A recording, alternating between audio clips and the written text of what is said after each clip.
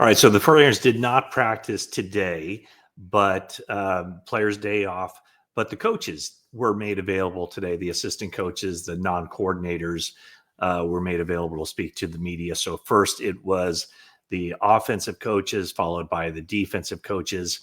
And so a couple of notes to hit on today, including who is going to be the starting left guard. I think we kind of saw something shaping up during the offseason program, but now looks like it's darn near official. Ben Bartch, the starting left guard, taking over for Aaron Banks. Chris Foerster spoke to the media, and he said that it's basically Ben Bartch's job to lose. And the reason it became kind of an issue is that when training camp opened, Ben Bartch was on the PUP list with a quad injury. That was something he did in the weight room, got injured, returned to practice last week, and pretty much just stepped right back into the first team offense. Nick Zakelj had been running with the first team, but what Chris Foerster had to say on this day was that it's been Bart's job to lose, really. Nick Zakelj had a chance when Ben was hurt, but Ben came back quick enough that Nick would have really had to assert himself. He says, in order to take that role. He said that he did a good job, but they just feel that Ben gives them the best shot. So Ben Bartch is a guy who entered the NFL back in 2020 with the Jacksonville Jaguars, a fourth-round draft pick, was a starter there for a period of time. When he was released last year, actually not last year, it would have been 2023 season, 49ers claimed him off waivers. They liked him. He began suiting up later in the season last year. He got a brief opportunity to start when Aaron Banks was injured, played well in his very limited time, but had an injury and missed the rest of the season. But Ben Bartch, clearly the guy who's been signaled in to be the starter. What does Chris Foerster like about him? Here's what he said. He said, he's just got a great attitude. He's always got a smile on his face. He loves to work. He's a kind of, I don't want to say a throwback, but he's just kind of a football player that likes lifting weights, playing football. He's a rough and tumble guy.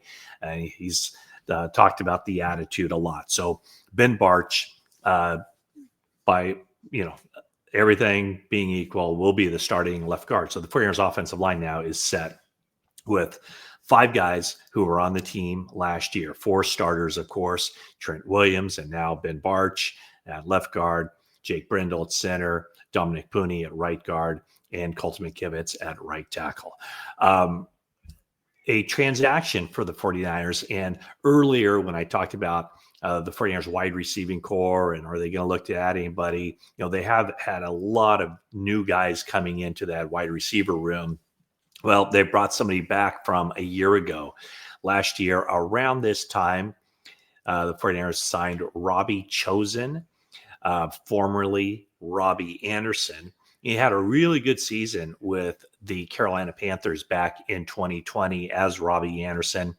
Had 95 catches, over 1,000 yards receiving, but then his production just kind of went downhill, kind of swiftly after that. 500 yards receiving the next year, around 280 the year after that, 200, and now he's down below 200. 49ers brought him in last year, and he was with the team for about 2 weeks in training camp.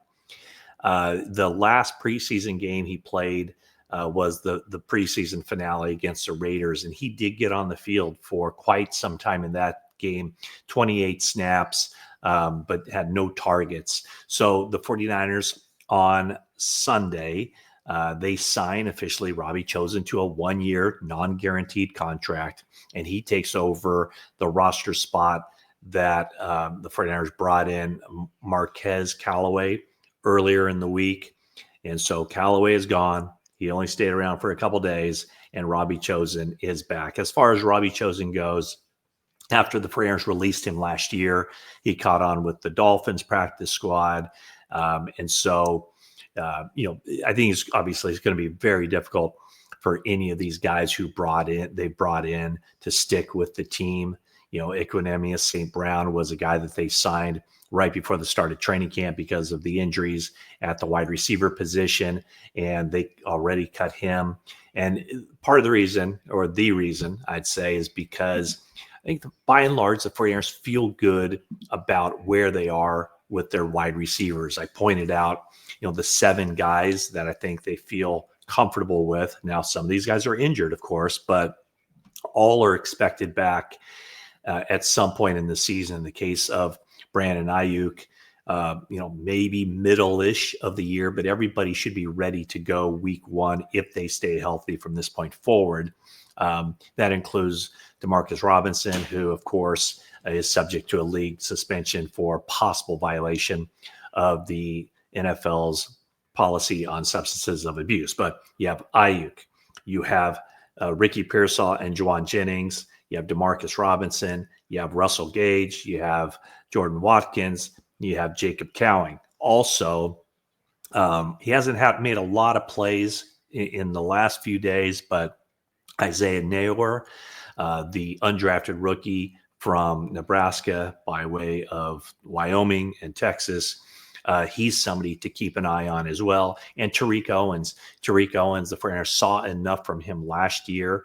They like his size, his speed, and the potential. Didn't play much football at all in high school or really in college. 49ers signed him last year. They kept him around on the practice squad. So there are some pieces there for the 49ers wide receiving core. And so that's why it makes it difficult for any of these guys that they've signed, kind of to come off the street. There's so much taxing work being put on wide receivers and defensive backs this time of year that they need fresh legs in there just because the number of reps that the wide receivers run and also the defensive backs run. Speaking of the defensive backs, I want to hit on a couple of players that is just kind of notable to me. Every time I talk to anybody about Upton Stout, it just seems like everybody's just really happy with where he is coming in as a rookie. I asked Daniel Bullocks, the 49ers defensive backs coach, how comfortable he is or would be with Upton Stout stepping in and playing in the starting nickelback role week 1 against Seattle. Bullock's answer, I think, was telling. He said, I feel comfortable or more comfortable every day I see him. It really looks like he's on the fast track to be that guy who steps in. One of the more interesting things about him is when these young guys come in, they're often told like, hey, this is a guy who played your position before in this system. This is what we want from you. The guy for Upton Stout was K'Wan Williams, and Upton Stout really took that he took that and ran with it. Started watching a lot of K'Wan Williams film, even on his own. And during the OTAs, he reached out to K'Wan Williams, and those two have communicated. So K'Wan Williams was always kind of seen as the gold standard here as 49ers defensive, or as a nickelback for the time he was with the 49ers. And Upton Stout trying to learn as much as he can, be a sponge, and he's kind of welcomed K'Wan Williams into his world. Another guy who I haven't talked about, well, I'm going to mention 2 guys I haven't talked a whole lot about. Jacob Robinson, rookie cornerback from BYU, played a lot of different positions at BYU. 49ers see him as a cornerback, and he's had a really, really good camp as far as just getting his hands on the football, being disruptive, and being a guy that makes plays every single day. Trust me, that has caught the eye of the 49ers coaching staff. Can he make the 53-man roster? Of course, it's very difficult for an undrafted rookie to step in there and do that, but he's put himself in position, quite obviously, to be in the building the entire season, whether that's on the 53-man or whether that's on the practice squad. Of course, the risk that teams run when they move or when they try to get someone through to the practice squad, it's twofold. One is that a team just claims them off waivers and puts them on the 53-man. It's also worth noting that any player on any team's practice squad can be signed off of that practice squad by any team at any time. The caveat being that that team has to keep that player on their 53-man roster for a period of weeks. Okay, so Jacob Robinson making some good, strong impression. Also, Dallas Flowers. He spent 3 years with the Indianapolis Colts, where Gus Bradley got to know him well. He's long, 6'1", right around 200 pounds. He's getting a long, long look. So the fact that Renardo Green hasn't been out there for a week, the fact that Diamador Lenore missed the last 3 days of practice, we'll see if he can return to action on Monday.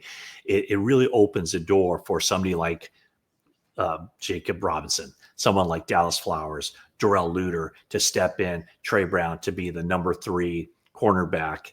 While right now it kind of looks like Upton Stout and Trey Brown competing for the nickelback position, but Upton Stout really seems to be gaining a lot of ground.